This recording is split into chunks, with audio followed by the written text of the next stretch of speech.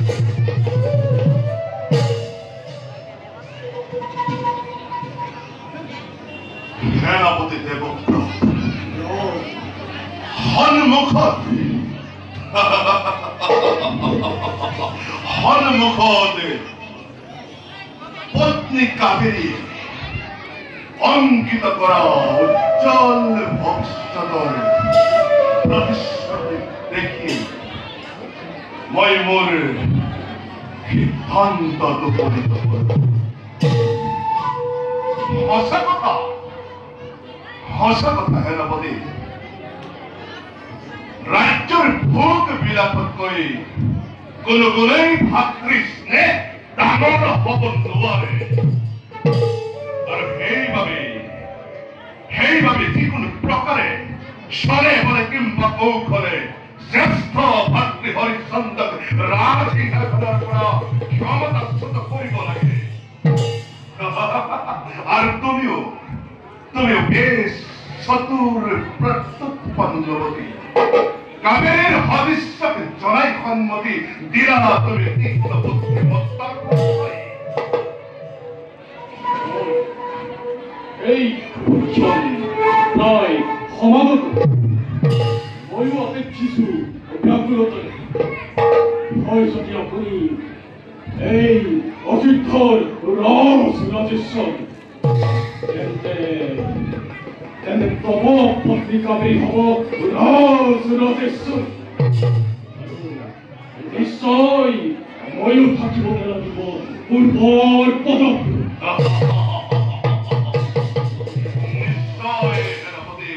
নিশ্চয় থাকিব নালাগে তুমি পূৰ্বৰ পদতে। হয় যদি কাবেৰী একমাত্ৰ এই ৰাজসিংহাসনৰ ৰাজৰাণী। গতিকে যোৱা, প্ৰস্তুত হোৱা যুদ্ধৰ বাবে।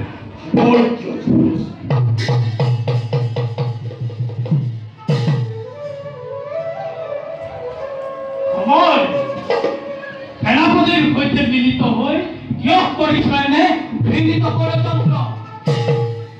মন্ত্ৰী ডাঙৰীয়া,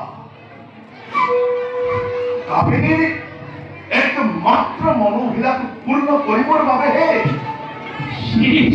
লীলাজ মোৰ সন্মুখৰ এনে ঘৃণিত বচন। পত্নীৰ মনোবাঞ্ছা পূৰণৰ বাবে প্ৰজানুৰঞ্জনে ৰাজা হৰিশ্চন্দ্ৰৰ বিৰুদ্ধে কৰিছে এনে ঘৃণিত ষড়যন্ত্ৰ। বন্দী কৰি আজি নিৰ্বাপিত কৰি বিদ্ৰোহৰ অগ্নি। মন্ত্ৰী ডাঙৰীয়া, কাবেৰী মোৰ পত্নী, একমাত্ৰ কাবেৰীৰ জন্মদাতা হৈও কিয় অকল্যাণ কৰিছে কামনা? তই মোৰ জামাতা, তই মোৰ জামাতা। ই মোৰ বাবে কলংক স্বৰূপ। আৰু কাবেৰী মোৰ গৌৰৱজাত কন্যা।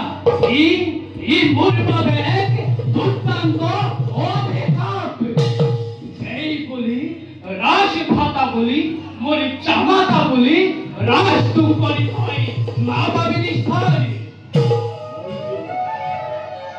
এয়া আপোনাৰ নিজ ক্ষমতাৰ প্ৰতি কেনে আছে?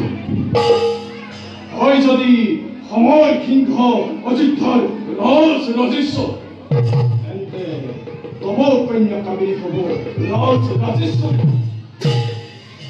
এয়া কি আপোনাৰ কাম্য নহয় মন্দিৰ?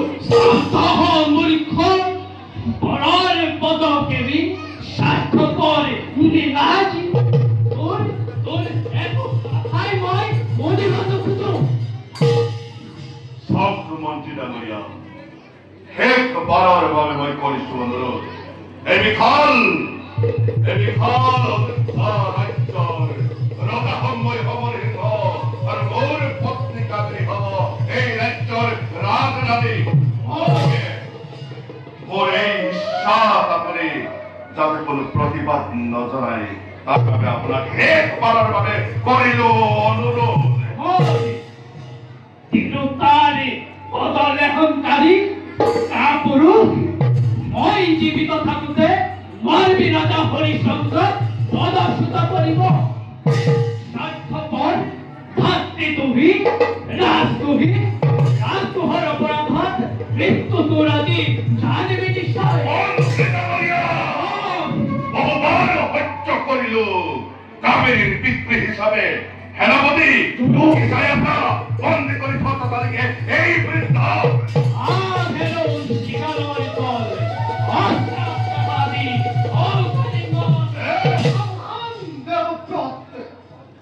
আৰু একো যদি আগবাঢ়ি পাৰদবী আত্মৰক্ষা কৰ। এই হওক